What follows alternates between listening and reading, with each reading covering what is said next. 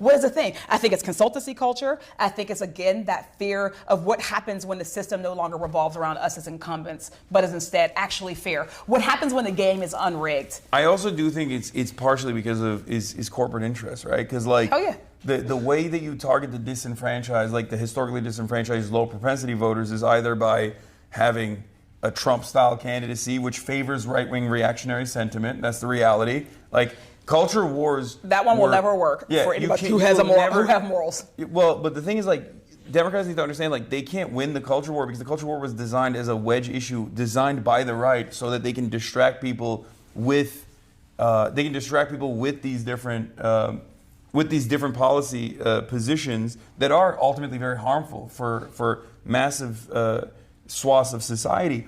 But that's not a battle that you can fight. So that's why I always say you have to like bring it back to class, bring it back to affordability, bring it back to material realities, because that is the actual undefeated method. And I think part of it also is bringing it back to the truth. Yeah. We can't be out here talking about we need a strong Republican Party, and then also go and make the case that people shouldn't be voting for Republicans anymore. Or saying Trump is, I think, going to be very authoritarian or a fascist, and then just like have no issues with him. Like, you know, people looked at that and they were like, man, your urgency is not matching your words. Yes, exactly. If you think that this is like if you think that this is an ever-present threat to American democracy or what remains of it, right? And I did. Then you can't be running around with like Liz Cheney.